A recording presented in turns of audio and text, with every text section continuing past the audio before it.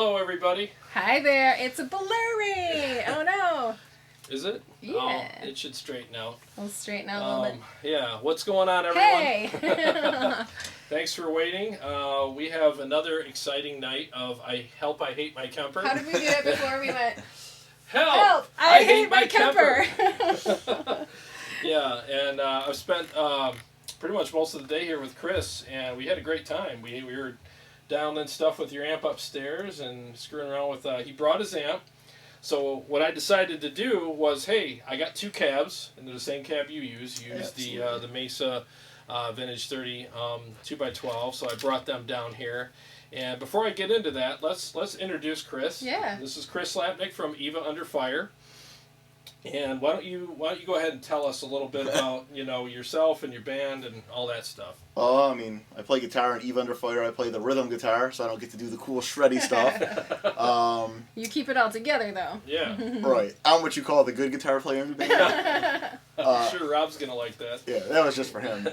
Yeah, so I play guitar in the band, and we've played a lot around here locally. We've played a lot outside of here, and next year we're going to be doing a lot of full-time major touring, and everyone in the band is like, including the best producer ever, BJ Perry, if Casey's watching, was saying you guys got to use these Kempers.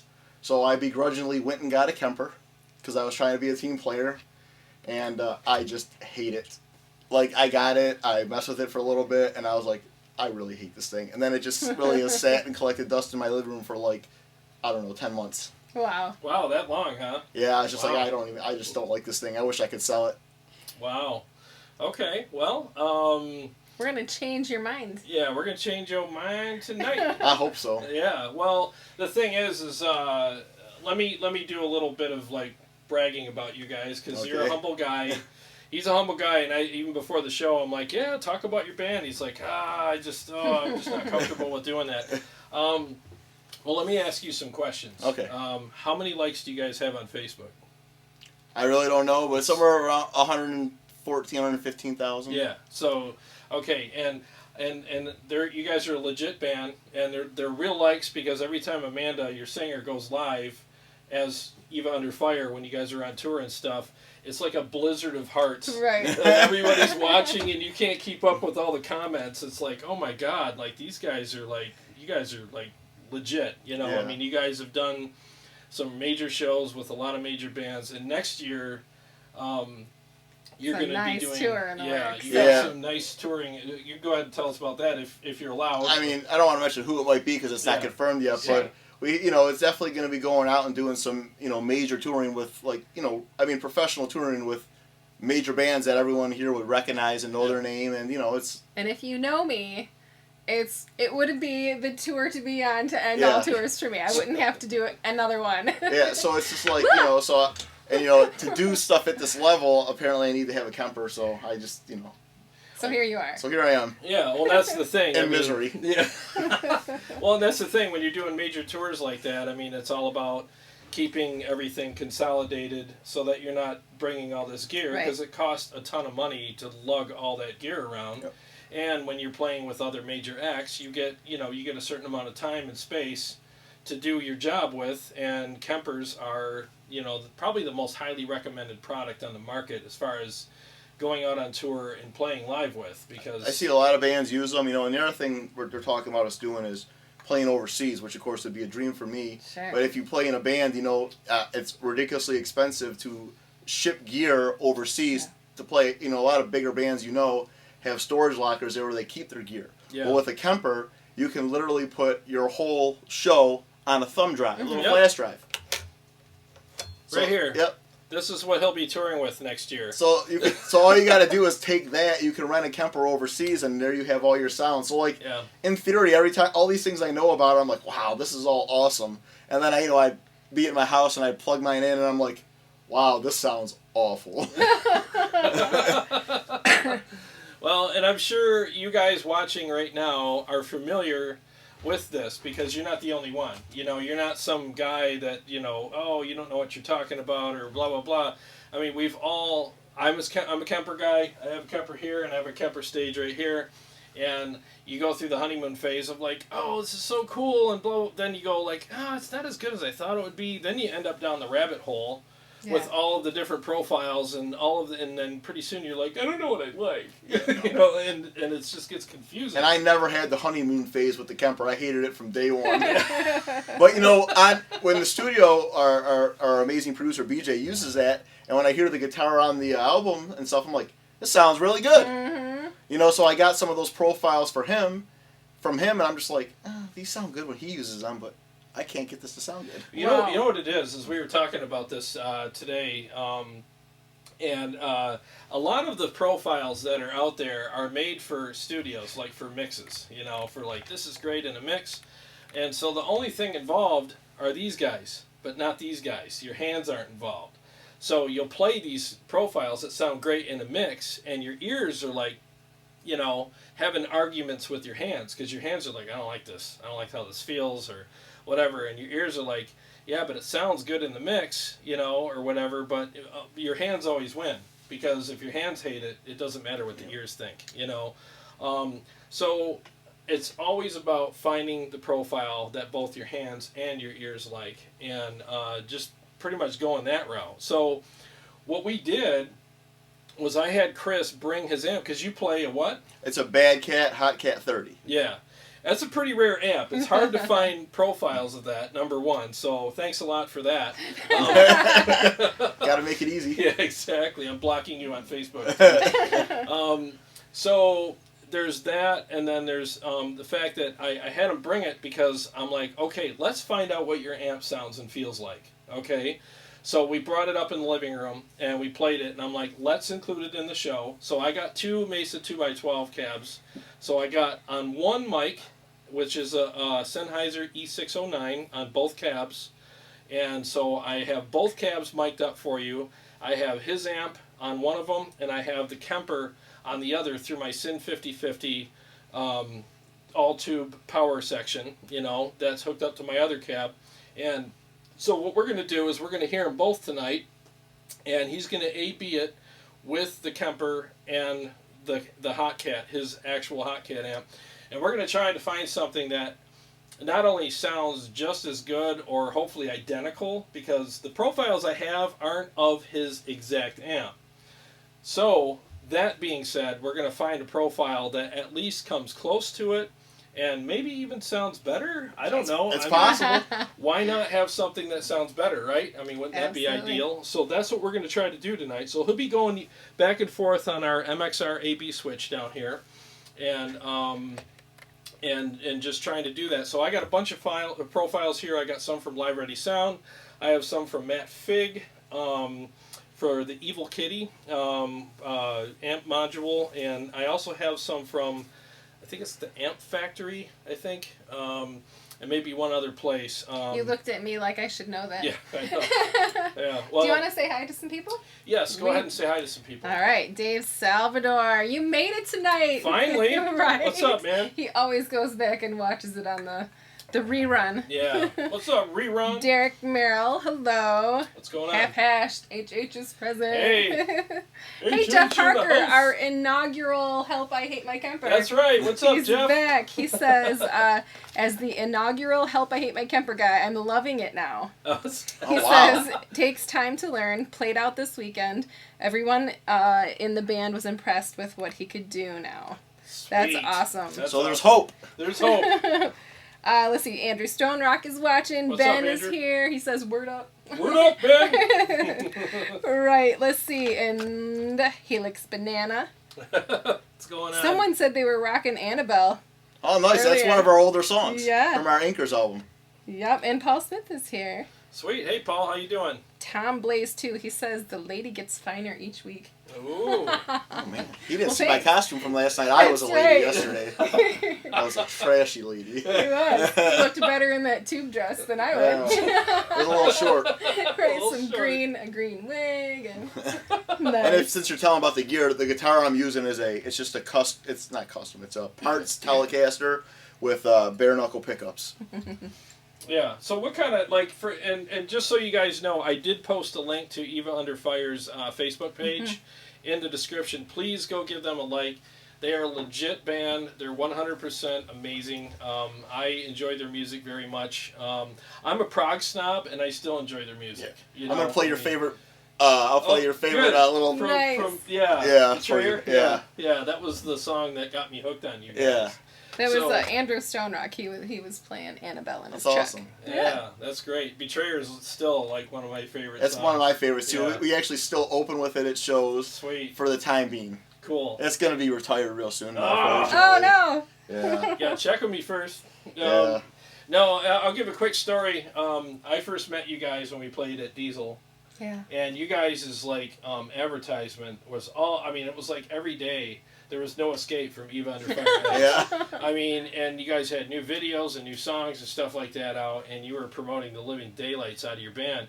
And when that song, you guys did a lyric video about it, and I was like, oh my God, this is like really good. And then I loved the production so much that when we did a show together at Diesel, I cornered you guys afterwards. I'm like, you have to tell me where you recorded.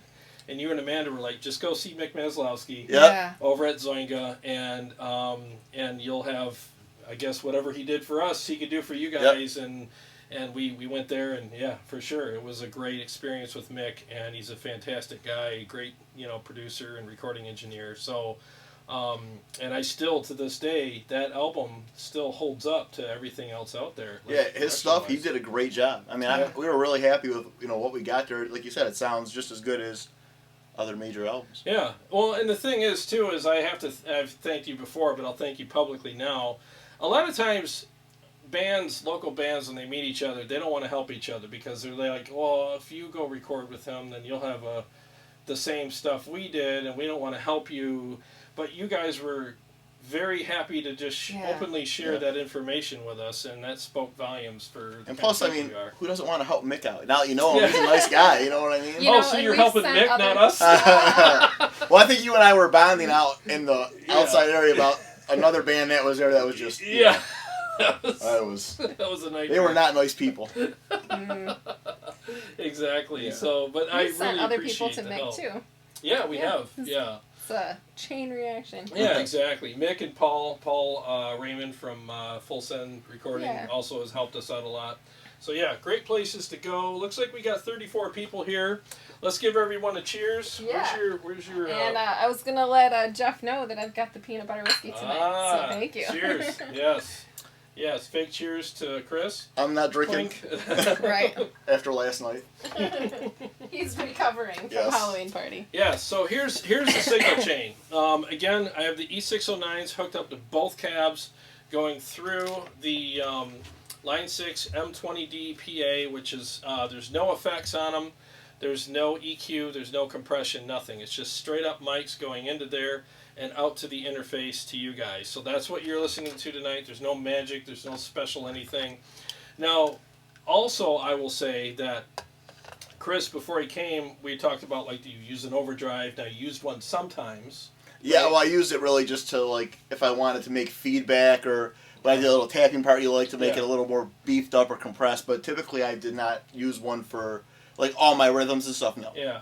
So, and then when he came over today, I think, I don't want to speak out of turn, but I think might have made a bit of a convert out of you. Yeah, it made a big difference. I couldn't believe how much better it sounded. Yeah, so we're playing his Hot Cat up in my living room, and I said, let's try it with an overdrive pedal. So I grabbed my Horizon Devices Precision Drive, I slapped that in front of it, and he started playing the same riffs, and I would turn the pedal on and off, and immediately you were like, dang, this sounds really good. So we decided to use that in the demo tonight for his amp, and then I have the green screen on all of the profiles in the Kemper tonight.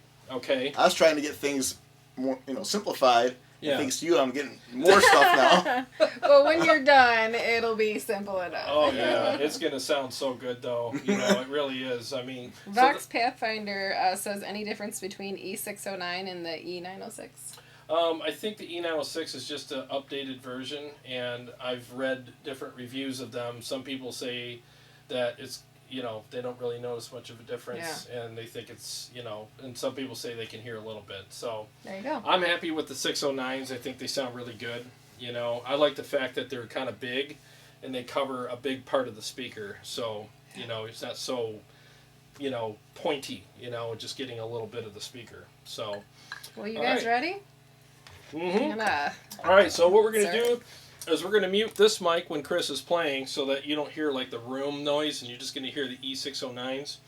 And so he's just going to go back and forth. Which one's A and B? Which one is it?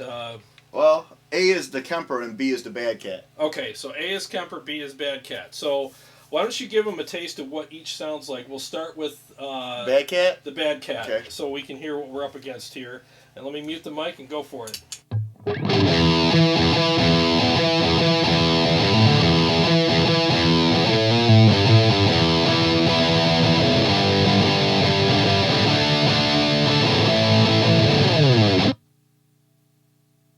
Alright, so that's the Bad Cat, that's Chris's amp, and that's his baby.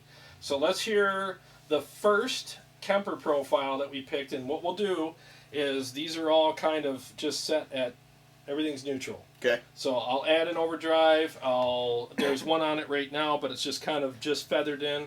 All the controls are at neutral, so we'll add presence, treble, mid, bass, whatever you want, and we'll adjust it to get it to sound good to you, and then we'll A/B them. Okay. And then we'll rate it, and then we'll move on to the next one. And our goal is to find you a great profile, or at least a couple of them that you'd be happy with for touring. And then you also love to do some heavier stuff when you're on your own. When you're playing by yourself, you want a little more gain. Yeah, so we'll find one for that, and then if we have time, we'll dial in a nice clean tone for you as well. So let's go ahead and go with, this is the Evil Kitty from Matt Fig, and this is basically a module that is made, it's the preamp section of a Bad Cat amp. So here we go. So is he going to know what... Yeah, he'll know. So I don't have to try to be quiet? No. Okay, no, good. We know. Okay, got it. Here we go.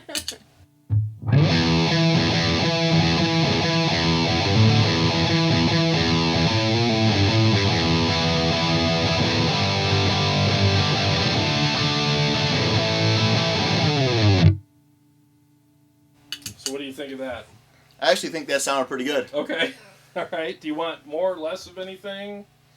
I mean, nudge the Honestly, eyes? no. I think that really sounded good. Oh, really? What would you Okay. rate it between 1 and 10? I'd probably give that an 8. An 8. Really? Nice. Wow, we're starting off pretty good here.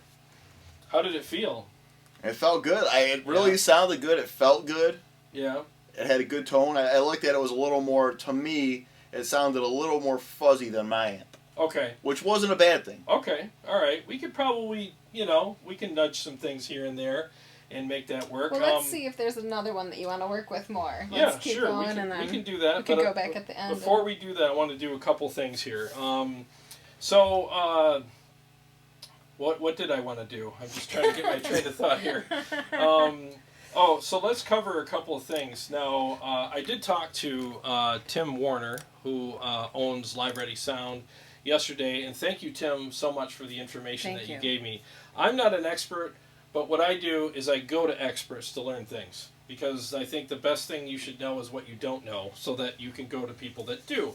And learn things. So wrap your head around that for a second. So on the amplifier, if you hold down amp, and there's a compressor on the amp that you can actually make it a little chewier, or a little more, feel a little better, especially at lower volumes.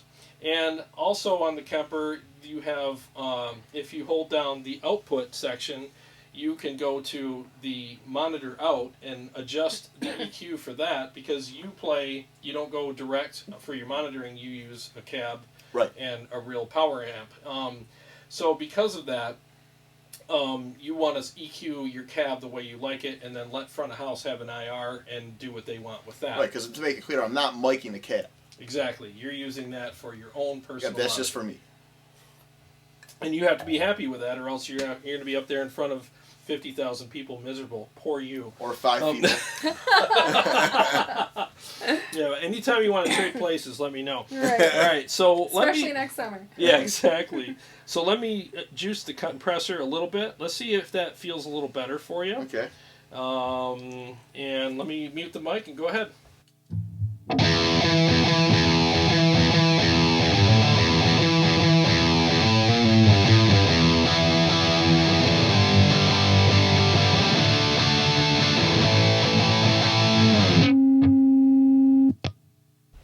What'd you think? I had it juiced pretty good towards the end there. And it sounded good. Just made a little feedback at the end, but it did sound really good. Yeah, it gives you a little more kind of a chewiness, right? A little more attack, I felt. Yeah. So if you're playing at lower volumes and you want to compress, add that compression, because what that does is that simulates when your amp is cranked. Right. Because when you crank an amp, obviously your tubes are compressing a little more, so that gives you that. So I wanted to share that with you guys, so any of you guys watching that are looking for a nice trick, to help you with that, that is a great trick, and I learned it again from Tim Warner from Live Ready Sound. So let's go and so we rated that at 8, and we really didn't have to do much with that. Everything's still in the middle.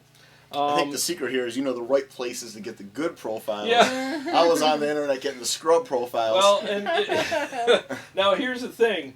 Don't want no scrubs. We don't have no scrubs unless we be doctors. So basically, I've been through the rabbit hole and back, and I've lived to tell about it. So a lot of you guys watching are thinking, well, that was too easy. I mean, he already got an 8, and this and that. But here's the thing. I've been doing my homework for 3 days on this particular episode. I've been searching high and low, looking for profiles. I talked to Tim about some things at Live Ready. I've even looked at other profile makers, and I've downloaded them, paid for them, and brought them in here and played them myself and weeded out the stuff that I didn't think would work. In my opinion, that profile there is better than any one that I bought on the internet and put on my Kemper or messed with. Yeah, that's better than anything I had. Aww. And then you taught me, and honestly, while I was here, you also taught me some other tricks I didn't know that is going to make using it and setting it up easier for me. Well, thanks for saying that. I appreciate it. And that's what this show's about. I mean, that's what we want to do. We want to help everybody, even, no matter what your level of player, whether you're going to be, playing locally or doing arena tours next year. I don't know. I'm not. We're here to help everybody. And I've got a couple of questions over here. Sure. Vocal Pathfinder, compressor in front of amp or after preamp? I don't know where it's at in the chain, to be honest with you. All I know is when you hold down amp and there you look in here and you find compressor. I don't know where it's at digitally before or after. All I know is it adds more compression to the amp, and it's subtle, but you do, like when Tim was telling me about it, I was on the phone with him playing, and I'm like, oh my God, this does make a difference. So depending on your taste, you can adjust it however, and I'm telling you, it's definitely something you want to look into. Highly recommend it. And Ben was wondering, can you A/B that against the amp, kind of do a hot swap? Yes, so before we go on to the next profile, let's do that and see how close we are. And let me mute the mic and go ahead. We'll start with with your amp and then go to the Kemper. So here we go.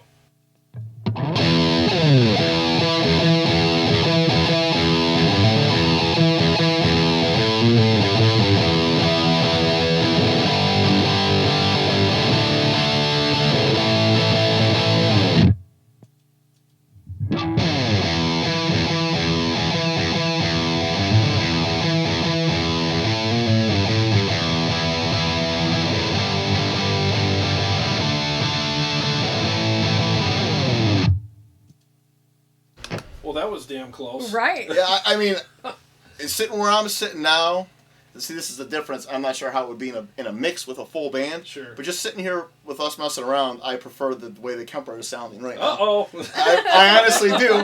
But, you got all these fun little gadgets like some tube power amp, Yeah. And my Kemper doesn't have that. Yeah, you got a powered Kemper. Yes, I do.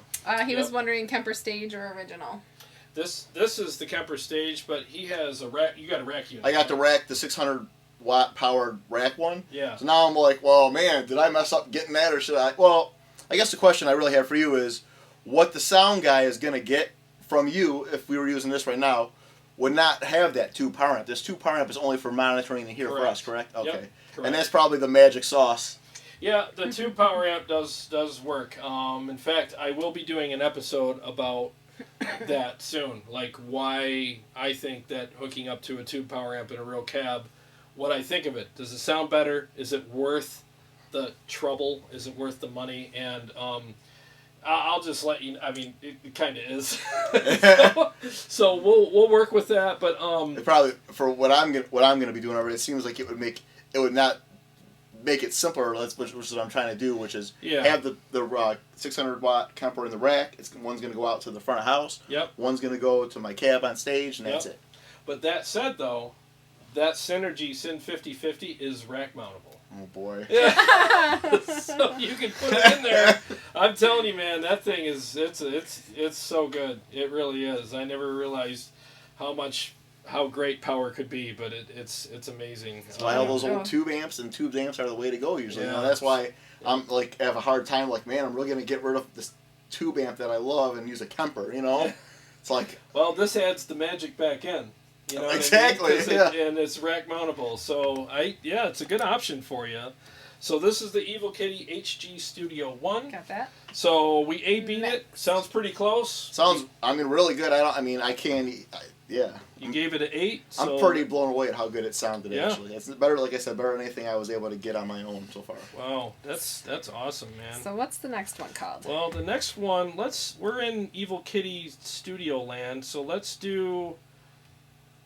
I'm going to find one with the same gain structure here before we move on. Because Matt Fig sent me a bunch, and I want to give him a couple shots here. All right, so here's the next one. Same thing, Matt Fig's unit. And the overdrive is off. Let's turn it on. Let's make sure we got the right one. I'm going to go ahead and put the green screen on this one as well. He's got a treble booster on it. I prefer the green screen. So...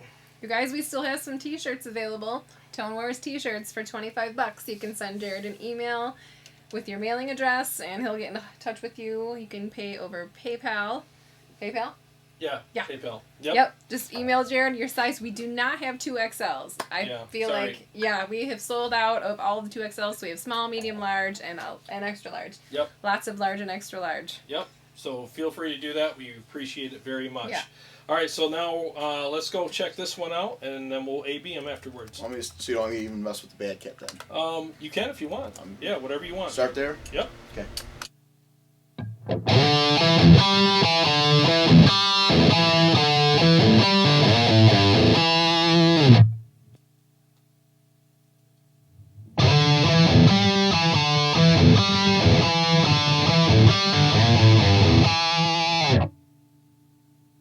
So what'd you think of that? It sounded good. It was, to me, this one sounds a little heavier than the other one. Okay. But it still sounds really good. Okay. So you want me to turn any knobs?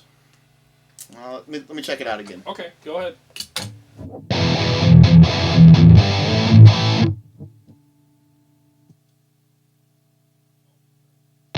What I would do with this one is I'd make it a little less bassy. Okay. A little less bassy. Let's turn the bass down. You want any trebs or anything, or what? It just seemed a little bassy, so maybe if you lower the bass, it should be good. All right, so let's take that out, see what's what.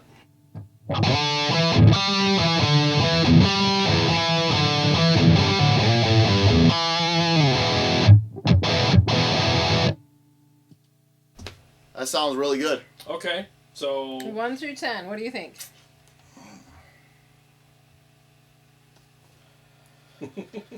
This is hard. This is a hard one because there's things about this profile that I like better than the other one. There's more tweaking that can be done too. Yeah, we can do whatever you want, man. I mean, we're literally middle 0, treble 0, presence 0. You know. I'm gonna have to give this one. Let's go with an 8.5. Saving room for the champ. Yeah. Yeah. Now, have you ever heard there's no such thing as a 10? Yeah, pretty much. Yeah, you're right. Because today's 10 is tomorrow's 8. Yeah, there you go. So, and again, the goal is to find you something, at least a handful. You can walk out of here, and you can. And that's a nice thing when you're on tour and you get bored playing in front of 20,000 people. You can. I like how the number keeps going down. By the way, we started at 50, now we're at 20. By the end of the day, it's gonna be when you're playing for 2. Well, when you're playing in front of 1 billion people. Ben says that sounded thicker than frozen peanut butter. I wonder if he thinks it sounded too bassy out there.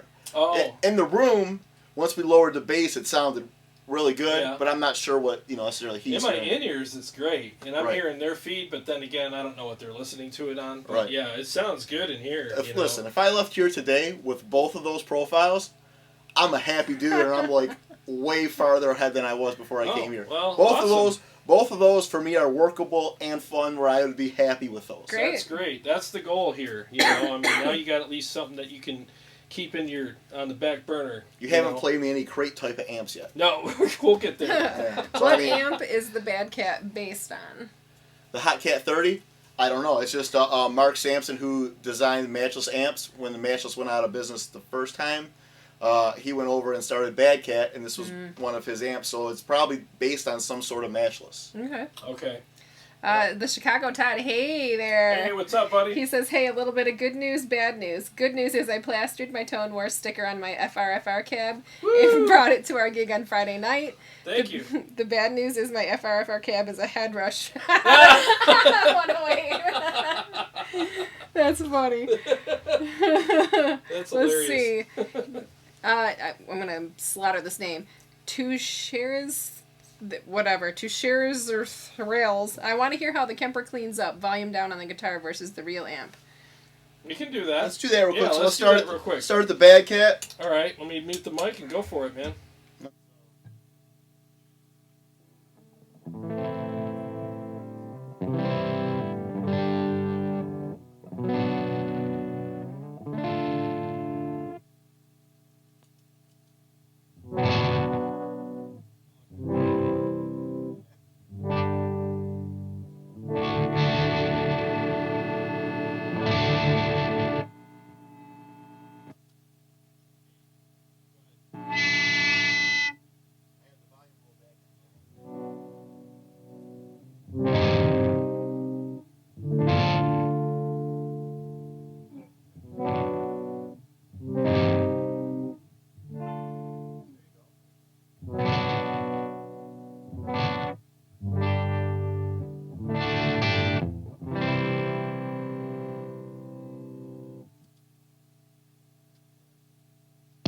So in that comparison, I mean, the Bad Cat head cleaned up really nice. Yeah. We were having some issues with the Kemper trying to clean that up. Yep. No, one of the issues was I had the gate way up and I had the overdrive pedal on. So let me adjust that real quick. Okay. So the overdrive pedal's off, and I'm going to turn the gate down because gates suck for that kind of stuff. So let's go ahead and try it again. Okay.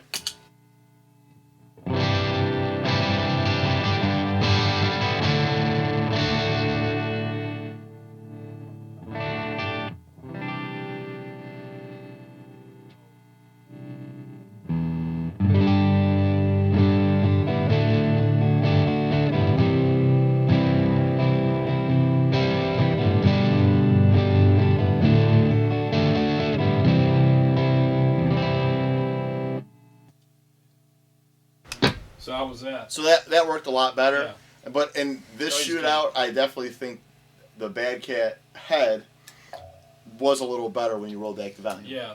Yep, it was. Could be the noise gate. Could be, yeah, because this has a pretty serious noise gate. It's pretty loud in here.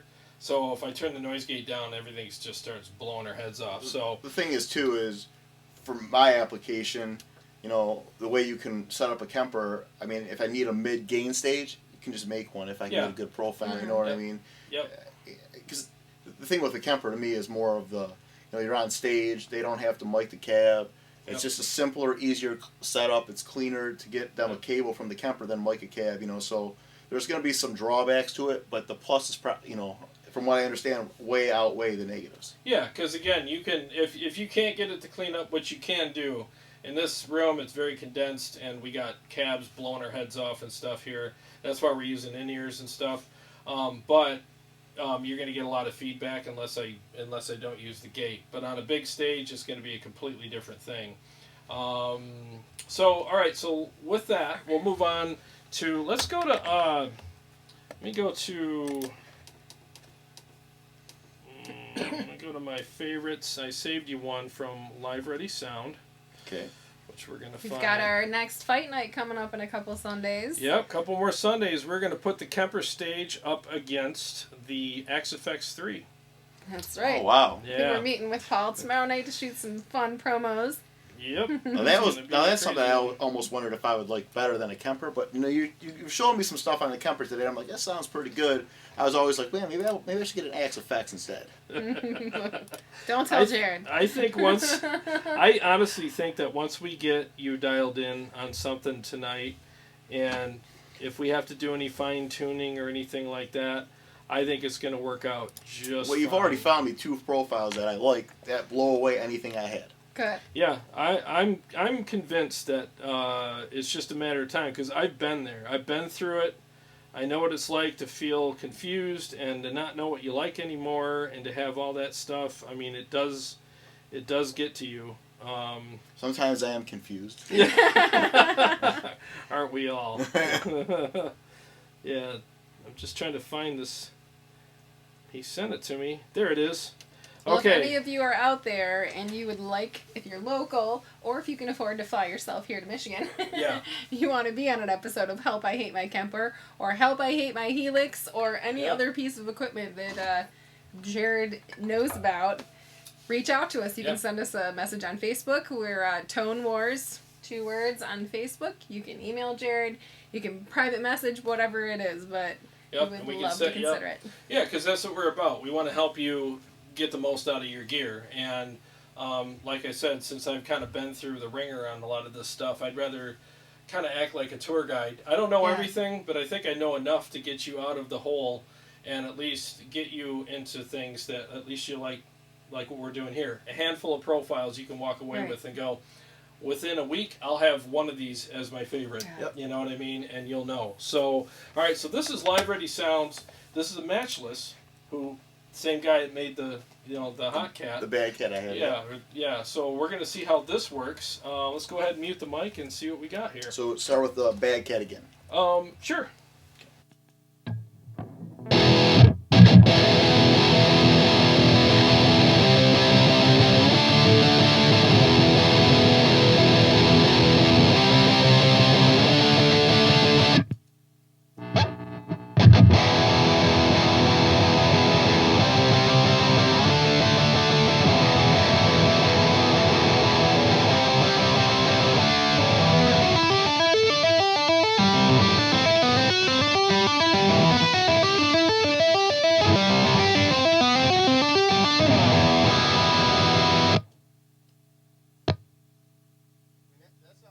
That sounded great. I mean, in this room, I don't know what exactly they hear, how different it is. They were really close. Yeah. I mean, like, within 5% difference of the 2, probably, I would say, right? Yeah, I'd have to hear. I'll have to pull one of my ears out because I have the cabs mic'd, but obviously the mics, you shift it 1/4 of an inch and everything changes for you guys. So and that right there is part of the reason. Another selling point to me, if I can get this Kemper right, is because when you're on stage in different places and the cam is getting mic'd in different places, all this stuff can affect the tone. Out of the Kemper, it's just an XLR out. It's going to be the same feed every night, which is consistency, which is what I want. Not, some idiot puts the mic here or some, because I have a 212 Mesa and sometimes they think it's 412 and they mic a spot that's not even a speaker. I'm like, wait a minute, there's no speaker there. That's when you got to get the dummy tape and put the little square there. So, you're taking, human error is a real thing. You're taking that out of the equation when you don't have to have someone mic a cab. Exactly. No, I hear you. So let me do this. I'm going to pull one of my ears out, and I want to hear how these sound in the room. So go ahead and start with your ears again and go to the other one.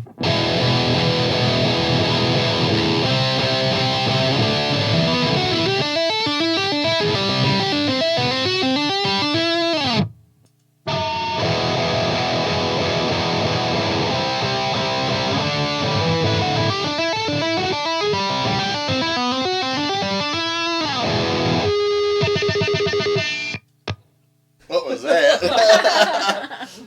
They're saying that the way Kemper sounds on our end is much thinner. That's weird. Vocal Pathfinder says there's a big difference. Interesting. See, and that's what I was saying. So I'm not sure what they're hearing out there. Yeah, Ben, what are you hearing? It's mic placement. Yeah. It's probably mic placement. I try to put them in the same spot, but like I said, you can move a mic 1/4 of an inch and everything's different. So now let's play with this one. Since you like this one, you had a pretty good reaction to this one. So let's mess around with this. Let's tweak a few things and see what we got here. Play it for a second. All right, go ahead.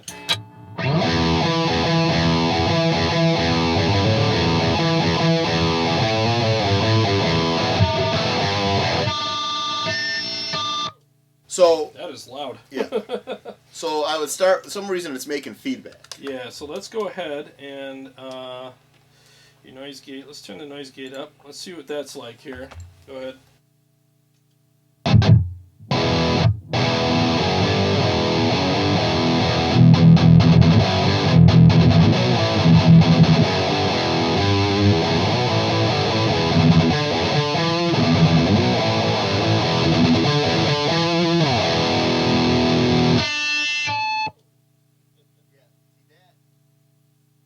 The other profiles didn't do that. Yeah, so what I got to do is I got to adjust the noise gate. So I actually put the overdrive on, which definitely adds some noise. Yeah, because the feedback is that can't happen for me. Can't have the feedback. But I get it. When we're playing it, it sounds good.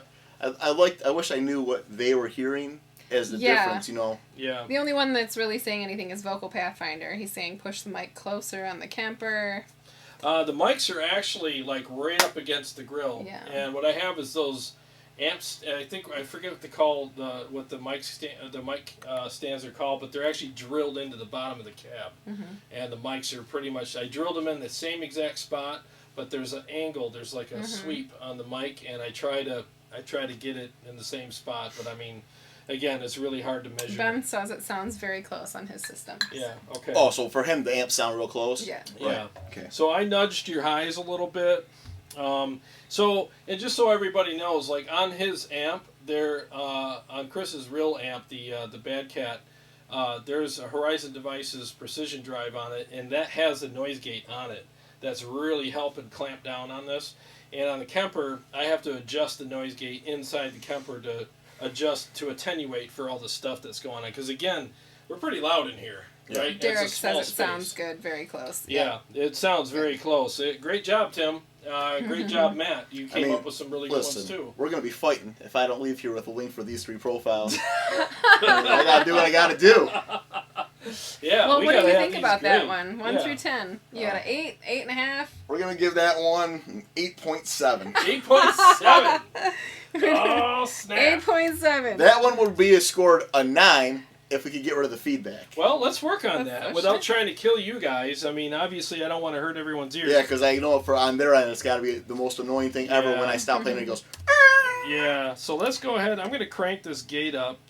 And I'm also gonna let's turn the overdrive off. Let's see what we got with that. Another thing too I say is I definitely don't like a sound that's heavily gated either. Same here. Yeah, because it's just you lose stuff when you add too much gate. You do. Before today when you put that drive on there with the Bad Cat, I didn't have to use any sort of gate or compression. And it sounded good. So that's why that overdrive's so nice because it comes with its own gate inside or yeah, it's so nice. So let's go ahead and because you can use that overdrive in the Kemper too, right? Which is awesome. Absolutely. Yeah, and it works really well with it. So let's go ahead and let's adjust this one. Let's play with this one a little bit. All right.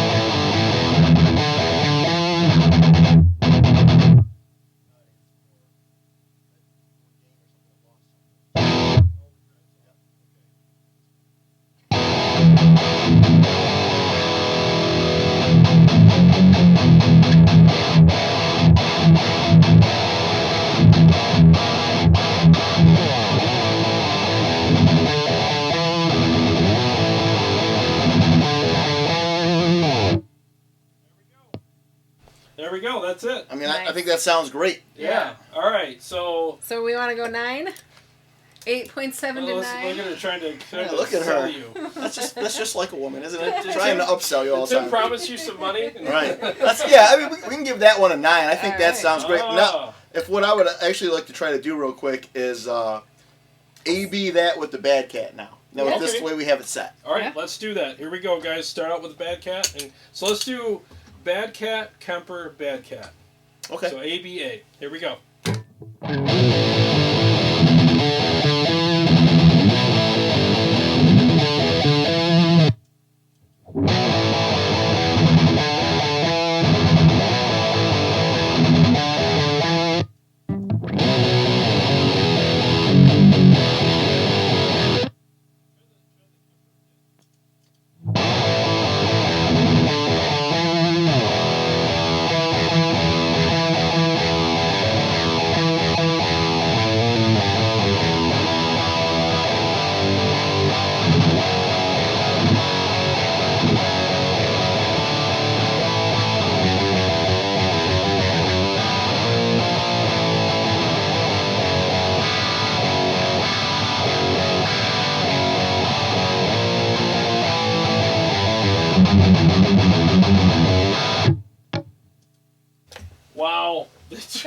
sounds good. Sounds great. Oh my God. Paul Smith says sounds really good on his Adam A7X monitors. Awesome. You know when a profile's good is when you make the stink face.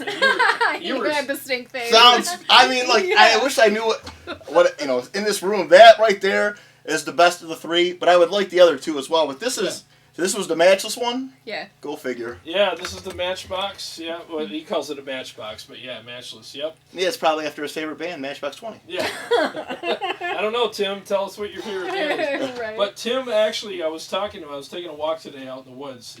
Just trying to prep for the day, and I was talking to Tim, and he's like, "Look, this is the best profile of that matchless amp with that gain structure," and he goes, "If he doesn't like this profile, I really don't know what to say." Can't help him. Huh? I mean, I don't know what the people out there would say about the comparing the three we've been through, but in my opinion, based in this room, that would be my number one. Like I would start there. Yep. Whatever you got here, I would like those settings, and I would I would start there, and I think that is absolutely workable, or I'd be happy with the tone I had. Sweet. Well, and just so you guys know, bass is at what? Can you see the settings? Oh, Zero. Treble. Is that 0.8? Yep, 0.8. Presence is at 0. Okay, so I've heard. glasses. Yeah. No, I'm just asking him to read it just to be like, the whole magic thing. Nothing on my sleeve. So, like, I've done very little to this. Now, I'm also going to pull up the volume on the overdrive, which is the green screen, is only 2.0.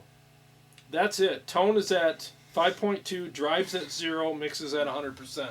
So what you're saying is when I get this patch, you're going to have to tell me the settings you made too. Yeah. Because I'd like to start with these settings because I'm happy with what I've heard on this one specifically the best. And you fine-tune it. And she wrote this down, so I'll email you or text you or whatever the one that you go for when you buy these, because you want that one. That's the one I would actually so far want all three of these. Okay, well I'll send you the links because to all of them. There's a million banks in the Kemper that are in mine is just full of trash. Yeah. So I would like to actually have a few good ones in there. You know what I mean? I got all those banks. I might as well have some good tones in there. There you go.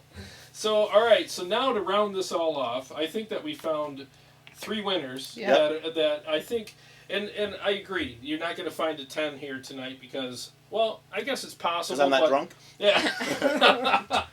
But the other thing is you're going to have to take it home and tweak it to make it your 10.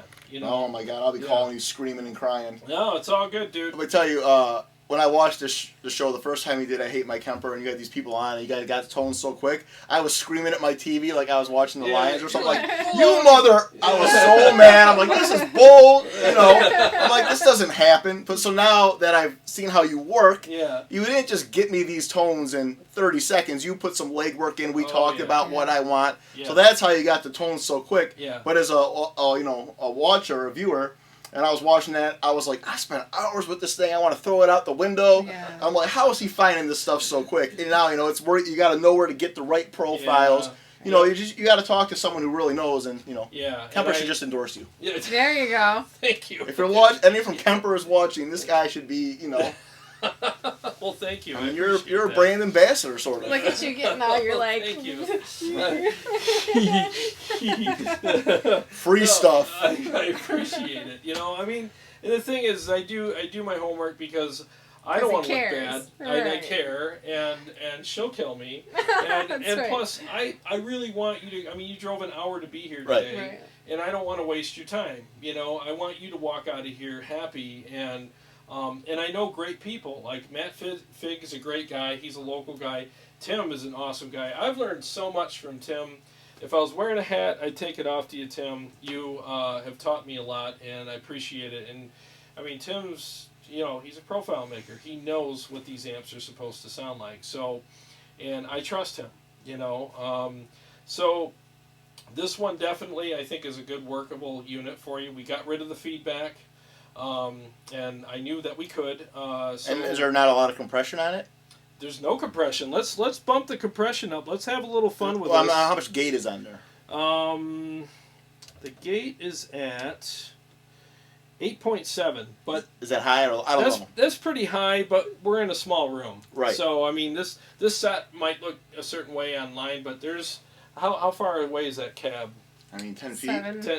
10 feet or whatever, and you got pretty hot pickups, so it's, you know, I mean, he's facing the cabs. They're looking right at him. So, I mean, there's a lot of variables there. But, so let's go ahead and let's turn up the compression a little bit. I'm going to put it up to like 3 and just see what that's like. And I'll turn it up and down while you're playing so that you can feel it. Here we go.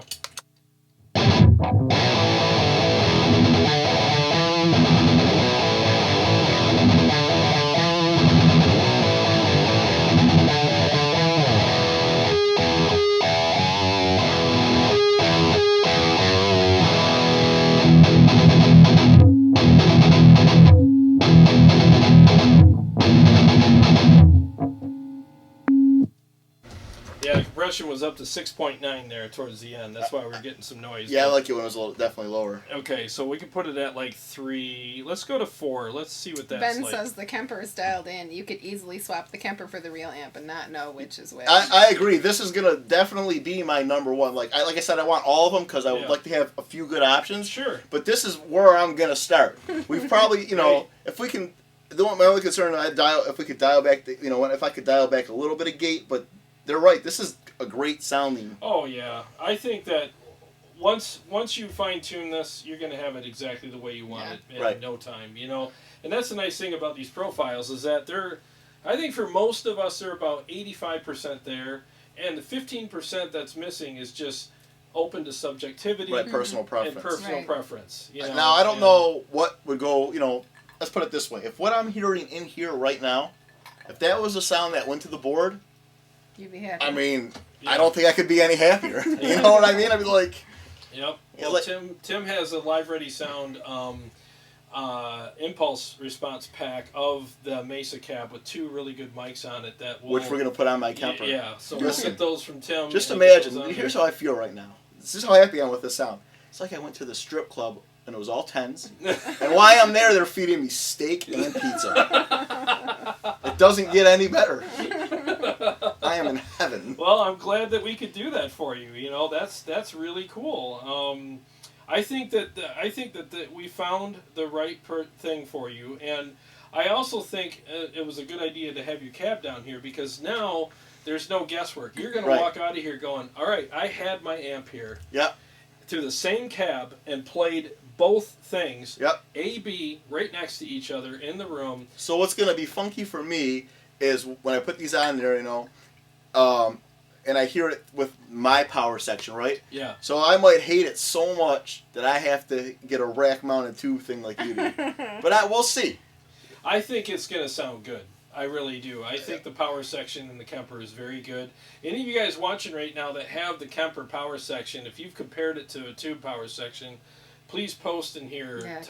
Comment about what you think the difference is, because I haven't done that yet. But you know, if we got time tonight, we could play. Yeah, because in this room, this sounds great, right? I mean, for I sure. think it sounds awesome. You know, and this is a great because we're not a metal band, and I don't need some people down here have heavier tones. This is just like a good rock tone. Yep. Good. And that's what I want, a good like rock to hard rock tone. Yep, I think it cuts nice. It's got great feel, because I was playing it earlier when Tim sent it to me. I was like, you know, I don't know what other people like, you know, but I was thinking if I hope Chris likes this, because this sounds really good here. Yeah, this is the reason I got the Bad Cat, and I love it, is because it has that, you know, it's a Mark Sampson era. It's got this tone.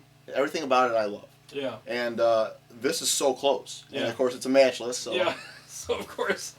Yeah. Well, great. All right. So let's do this. Short Music checked in. Hey, Aaron. Oh, hey, Aaron. What's going on, man? All right. So it looks like we found you the right thing, right? Yep. And you can go home and fine tune it. All right. So let's go on to do some cleans. Yeah. Find you a good clean tone. All right. So far we are batting 1,000 here. So let me go to my. Let's go to one of my cleans, and then, you know, you don't have to like it, but... So you're going to save those for me? Oh, yeah. Yep, they're all on here. I'd like to tune this thing down. Yep. So what we're going to do is I have a clean here that I like, and we're going to go ahead and see. This is a Fender Bassman, and that's the good thing about the Kemper, is that you don't have to bring 2 amps to get the best of, you know, like a dirty tone and the best of a clean tone. You could bring the Kemper and have 2 different amp profiles in there to give you all that. So what's this one called? This is the LRS FNDR BM. It's the V Fender BM. Yeah, there's so many. Tim, you got to work on your names. I'm just kidding. There's so many. BM. I know why he does it. I'm just teasing. M6502. Dot 3000 point squiggly mark. No. Hashtag. There we go. All right, so let's go ahead and just play through this real quick. I'll mute the mic and go for it. Okay, I'm gonna go. Yep.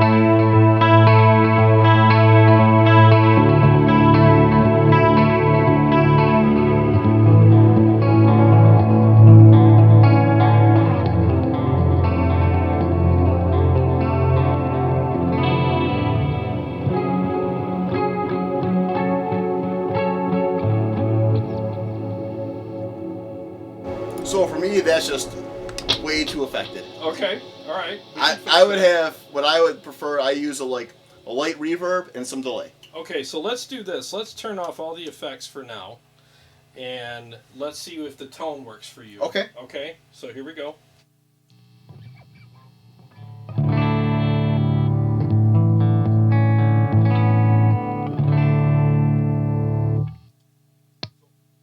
It's a little bassy. Okay, so I would roll back the bass, Okay. or add presence or high, but probably just start with rolling back the bass. all right, so let's roll back the bass down to 1.0. Let's see what that's like.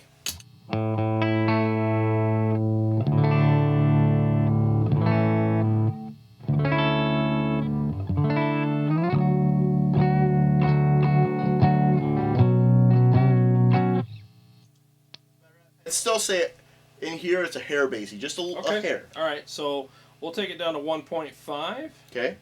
and see what that's like.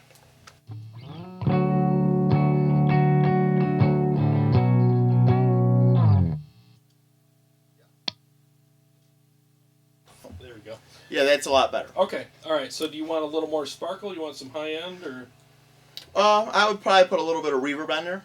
a little bit of reverb? Do you Yeah. want any other adjustments on the? No, the tone sounded better. Sounds good. Okay, so reverb. So reverb's on right now. Let me adjust that.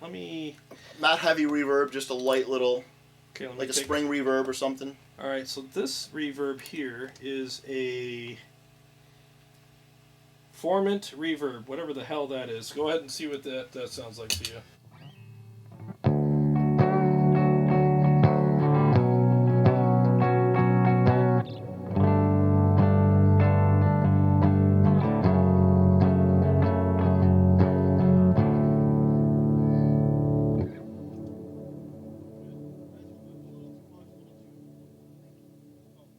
It's a little too much for me, a little too hall. Like I like a little more spring. It's Okay. just a little bit. You know what I mean? All right, so let's go a little old school here on the reverb, and we'll find you a.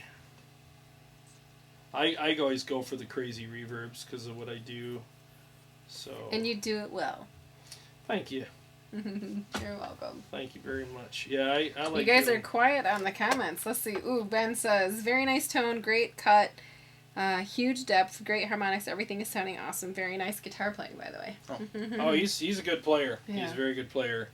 So here's just a regular old spring reverb, and let me adjust the mix. I'll take the mix down a little bit.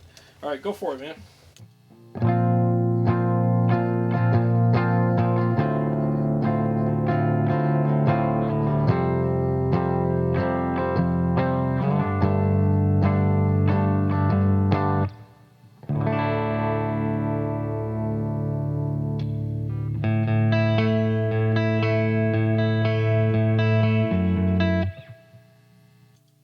Very So nice. like that? That sounds great. Subtle? Nice Yep. and subtle? I went from I tried it on the neck and Okay. pick up. They both All right. sounded good. So that's good? Yeah, and then I would use Okay. typically for what we do in our verses where there's a clean. It's just on top of that, just a delay. Okay. I got you on that, man. Like around 168 BPM. Okay.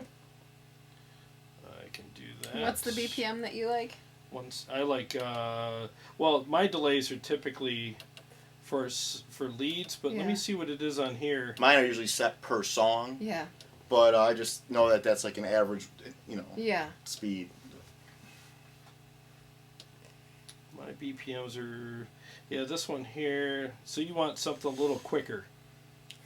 So this is a stereo delay, and I'm going mono in the cab. Let me see if this works at least. Go ahead and try it.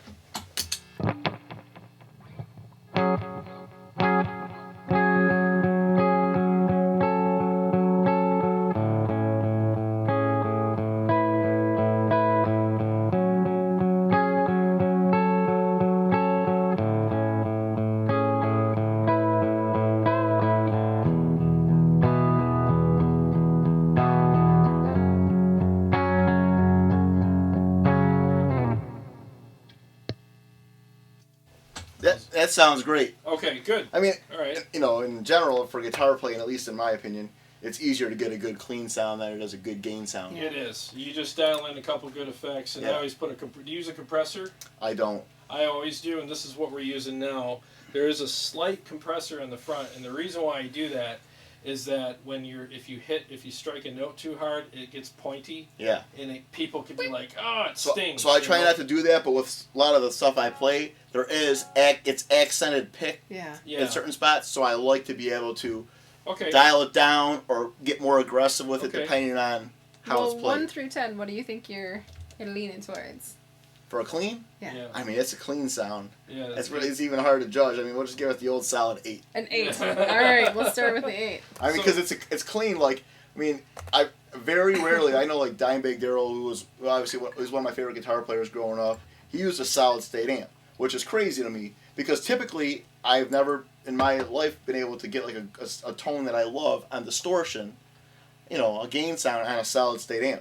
Yeah. But on solid state amps, you can get a million great clean sounds. Like there's that Roland jazz chorus. Yeah. That's a solid state amp. You get great cleans, Yep. So that's why it's like, well, for this part, for the cleans, I don't think it's going to be that hard. Before I came here, I was like, I wasn't even worried about cleans. I'm like, I can get a good clean sound, no problem. I was worried about distortion, the gain sound, you know.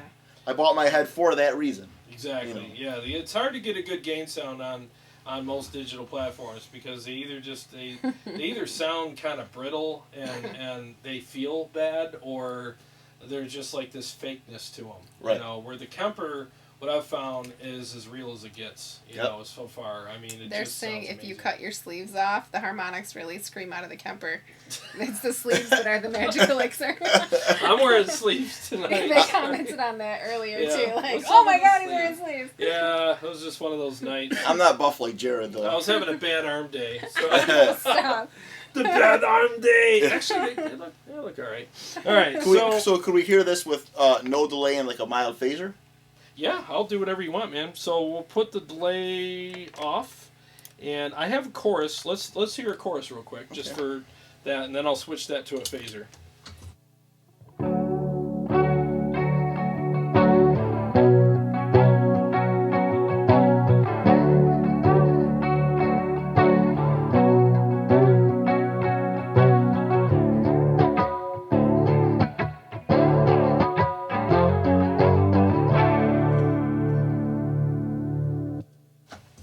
On the chorus? That sounds good, absolutely. It's nice and it's got a nice fullness to it. All right, so you want... Well, let's hear that again with a delay. Sure, absolutely, man. All right, here we go.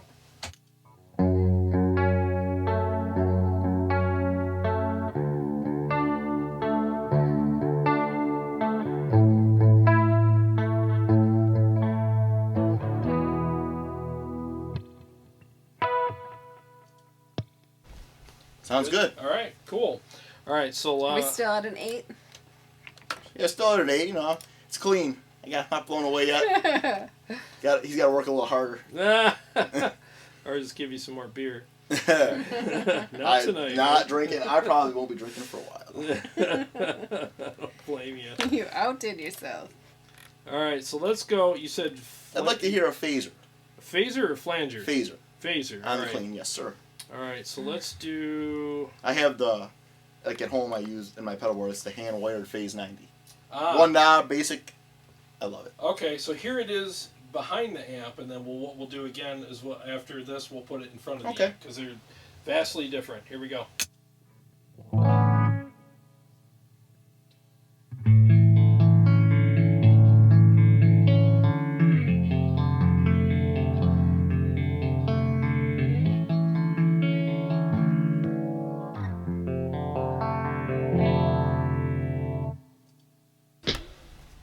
That sounded good. Okay, so what we'll do is we'll take and put that in front of the amp. So let's go ahead. I'll pick this thing here, and we'll go ahead and.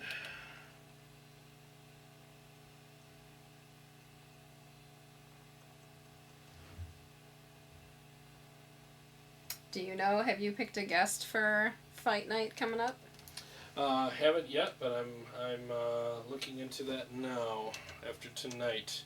This was such a hard thing to do with the Bad Cat that I was like, I was pretty. All of your attention. Yeah, I was pretty sucked into this. So. I thought I'd give him a hard time. I was like, I use a Bogner or a Marshall, and someone I use a Bad Cat. You're right. You know what? A what? Right. You know what I mean? So it's a little harder, but. He came through. I mean, honestly, right? Yeah. Let's be honest. He came through. No, the profile guys that I work with came through. Yeah, I got to give them credit. Yeah. All right, so here we go.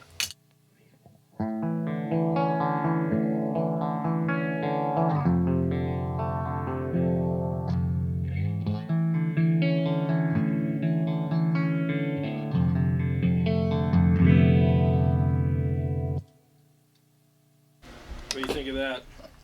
You know, I really couldn't tell a difference out here between the front and back. Okay, let's do, I think there's Eddie's. Here's Eddie's right here. Let's try that one.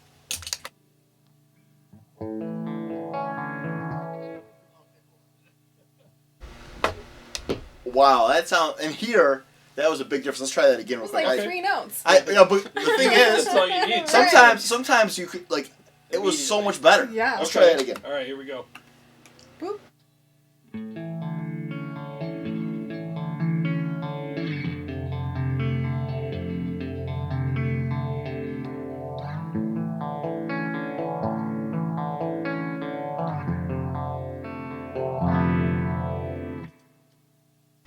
I mean, yeah, that was it. That was it? Was that's in the Kemper? Yeah. That's not an add-on? Yeah, it's called Eddie right here. I bet it is. That was. Do I need to make a note of that, Eddie? Oh yeah, for him, yeah. I mean, I really like that one. Yeah. It sounds great for the lead tones too. Yeah. I like it for the lead tones a lot. Yeah, I use it a lot for those. And how about, have you ever tried a flanger? Yeah, I do use a flanger right now. All right, so let's do a flanger. On the gain or on a clean? On a clean. Okay.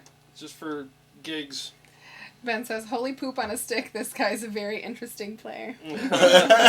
Oh, you guys gotta listen to their music, man. It's very, very good. Very good EVA stuff. Under Fire. EVA Under Fire. They're a really good band, and they're legit. They're not just some, whatever band. I don't know what that means. Oh, we're spinning a little bit. Are we? I was spinning last night, and then I threw up a lot. That's not good. It was not fun. They're both bad spins. Yeah. All right, I got a flanger stuck. here. Let's just see what this is like here. We're breaking up a little bit.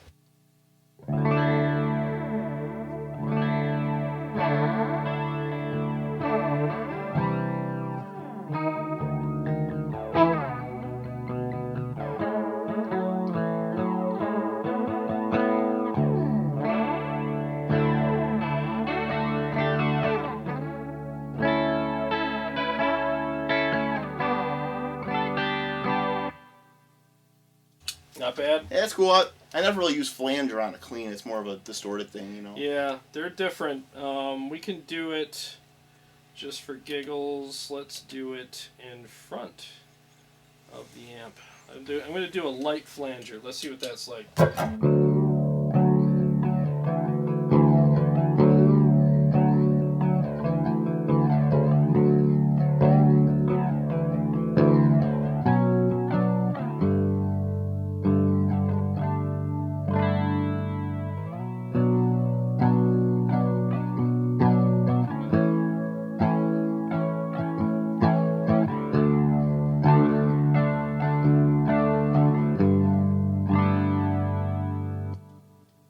That one sounds kind of dreamy. Yeah, I like that. Just like cool. you.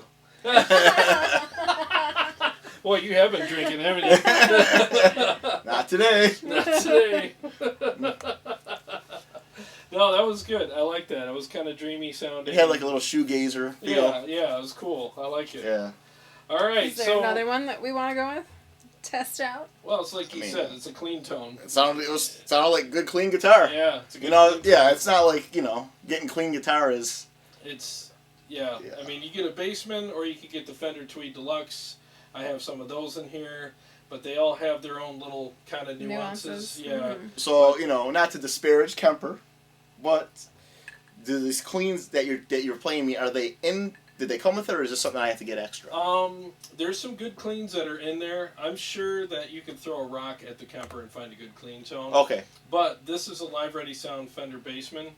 And is the live wire the same one who did the matchless profile? Yeah, so we should probably throw this on there. Yeah. Because, I mean, he got the matchless so good that I would like to get his clean, too. Okay. That way I'm rolling with quality. Okay, so Tim, just so you know, he's going to get the Live Ready Sound pack of the matchless and the Fender Bassman, and we wrote this down so he'll know which one to get. Mm-hmm. And Matt Fig, he's going to be getting your profiles too of the Evil Kitty for just to have some variety and stuff. So that's I don't know who awesome. Tim is, but I got a word for Tim. Endorsement. Thank you. Oh, I meant for me. Right. I'm a broke full-time musician. Yeah, you so broke. Yeah. What? All right, so now let's have some fun. Now what we're gonna do is I'm gonna do another. I'm gonna do a couple profiles for you for your alone time playing, where you could just go down alone time and throw down and have some freaking craziness go on. Okay. So are these are not cleans. These are nasty. These are. This is my favorite profile right here. This is the Live Ready Sound EVH EL34, and yeah. So go ahead and take her away. Let me mute the mic.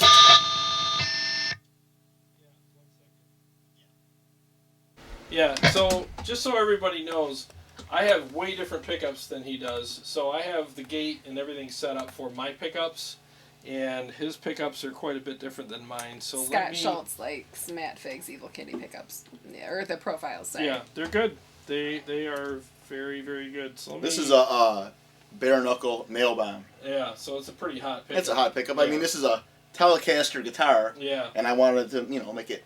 Sure. Play heavy hard rock, right. So I put a hot pickup in there. Yeah, so I have this dialed in for my amp, or for my guitar, so it's quite a bit different.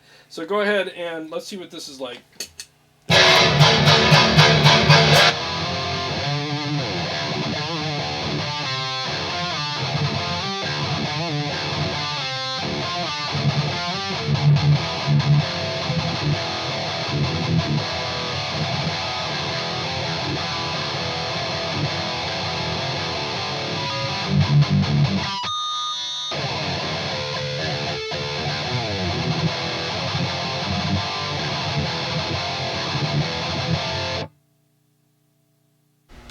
What do you think of that? It's heavy. You liked it upstairs. Yeah, it's heavy. We can make all kinds of noise with this. Yeah. It seems like a noisy thing, Yeah, now that I got the gate dialed in for your guitar, it sounds a lot better. No squealing. Sorry about the squealing, guys. But that sounded good. Yeah, I'll mess with it a little more. Yeah. So you want me to change anything on here EQ wise or not really? Let's mess with it for a second. Okay, go ahead.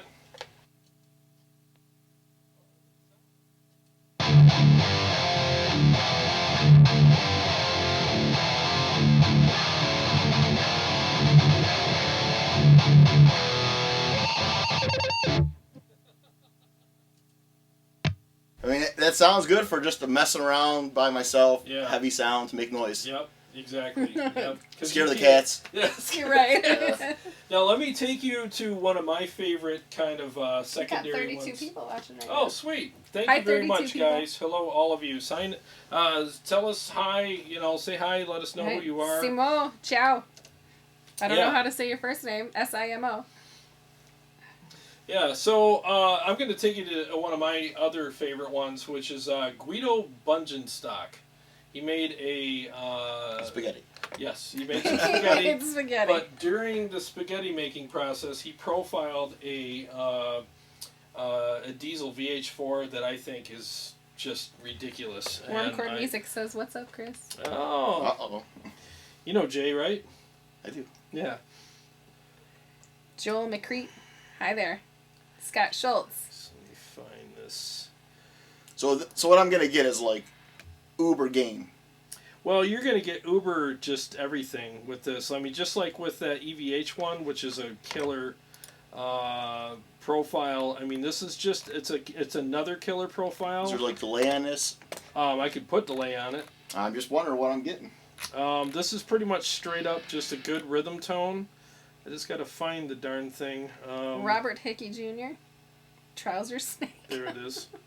Nice. It is right here. This is the Diesel VH4. I'm going to turn the overdrive off just in case there's a bunch of squealing. Go ahead.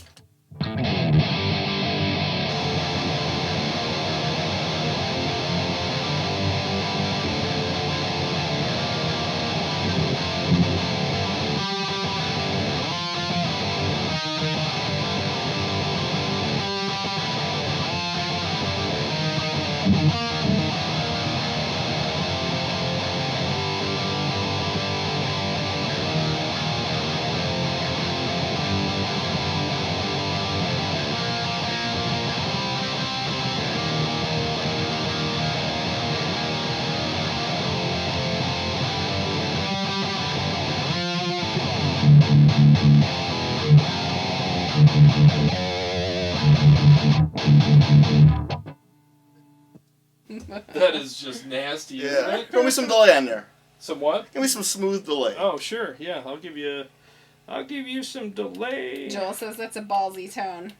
It's ridiculous. Scott says, I know he got here late. We did do a jangly clean tone. Yes, we did. Just did this. You'll have to go back and review it. Okay. Yeah, there's Give me a lush delay. Lush, like it is not going through the Harley Benton cabinet behind Trouser Snake.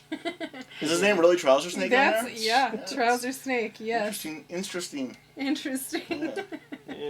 Right. All right, so I'll give you like a They're going subtle through, digital. We've got some Mesas. We're hooked up to the Mesas, right? Yep, the Mesa 212s is what we're hooked up to, and let's see here.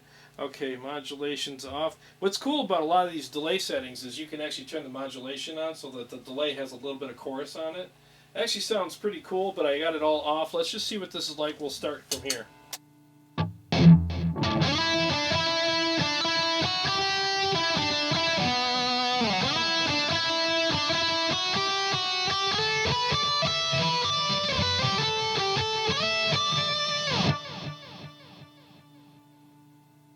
What do you think of that? That sounded great. Okay.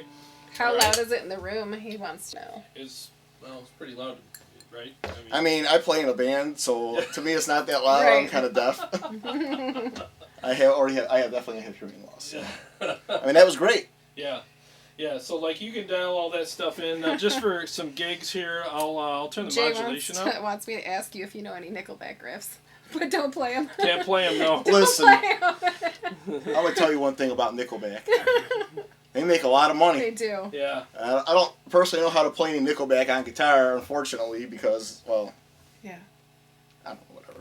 Because, whatever. Because I don't know. I just don't know any. Yeah. Alright, so here you go. Try that.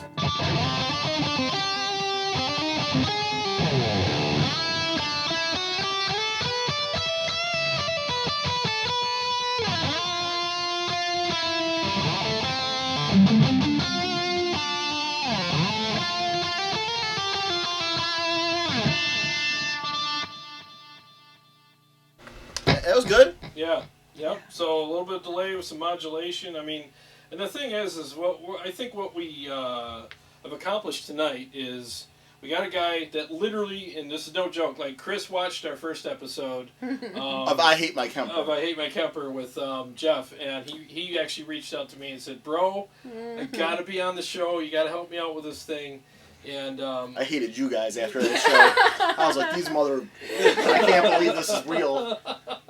But you found out, right? I found out, you know. I saw how it works behind the curtain. Yep. And now there's some stuff I definitely like, but, you know, I was like, how are all, you know, and I watched those rig rundowns. You ever watch those? Yeah. On Premier Guitar, I love rig rundown. And I'm like, and I see a lot of people touring and using these Kempers. I'm like, I'm just not in the club yet.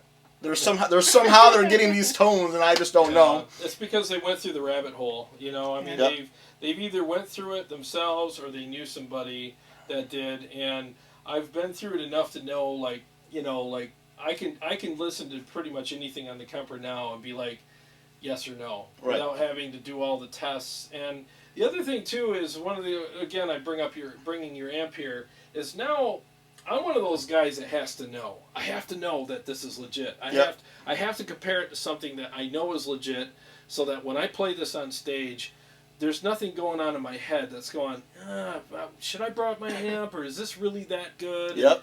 And so the reason why it was good to bring your amp tonight is that you can walk out of here tonight and know, like, yep, I A-B'd it with my own amp, with the same cab that I use at home, in the same room, with an A-B switch. It wasn't like an hour apart. It's 1 second apart from each other. And I'm walking out of here going, even if I ever get a doubt, it's like, no, I already did it. I already A-B'd it. I already knew. So I've already resigned myself to the fact that I'm not going to go on tour and take my amp. Well, you can't, and I was talking to Ben about this the other day. His suggestion was, you should, obviously, like, once we dialed this in, which we knew we would be able to do for you. You knew you'd be able to. Yeah. Right. Yeah. Then when you added that overdrive to my head, I told you, what did I say? Yeah. I said, you've made your job even harder now. I know. I know. Well, just so the people know that are just tuning in, they're asking what kind of tone was he after. He plays in a rock band, right? Yeah, Hard rock. not metal, just a hard rock tone, which we were able to get. I don't use a 5150 or that high gain. It's just like a rock. Right. Yeah. So at the beginning of the show, he found 3 great tones that are going to be workable for his hopefully upcoming tour. We found the holy grail for me though with the matchless one. Yes. Yeah. That one. I mean, we A-B'd it, and it was like within 5-10% difference, but not, and maybe even less. It sounded so good where I'm happy with that. Yes, and the 5% difference you can dial in at home.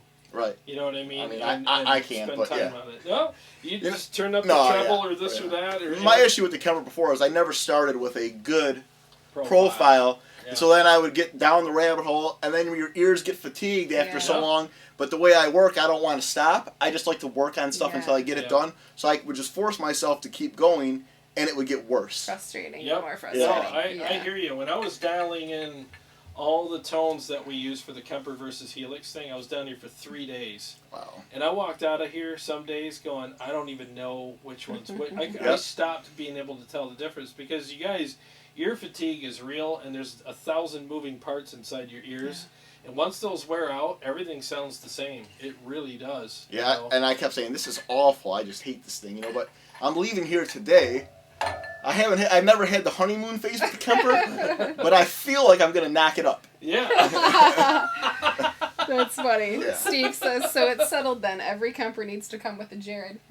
Absolutely. And Kemper needs to give him an endorsement and make him a brand ambassador. Because if it wasn't for him, I'd be on Facebook like, Kemper's a pile of trash. Let's see. Joel McCreate says, I got a head rush and absolutely love it. Think it's better than Helix from a tone and user perspectives. Intrigued. Should I get a Kemper stage? I know it's a different animal. Yes. I've actually had a head rush here. And I did a shootout. If you scroll down through my videos, I actually did 3 videos in that series. Head rush versus Helix versus Kemper. I did tone and feel, I did interface, and I also did effects. Yeah. So I covered all 3 major things about those 3 units, and Kemper came out ahead every time on every one of them. The interface part, the head rush is great because it's a touch screen, and we're all used to touch screens, and it's nice. But the thing is, though, and I say this with the greatest respect, in the audience, nobody cares whether or not you have a touchscreen, and all they care about is what they're listening to. And the Kemper's tone is so good, and the way that it sounds and the way that it feels, it overrides the touchscreen all day long. And again, I say that with the greatest respect for you and for the product that you're using. So, but the thing is, too, is like some people say the Kemper interface is difficult. It actually isn't. Kemper is a player's delight, not a tweaker's delight. You just saw me dial in whatever Chris asked me for.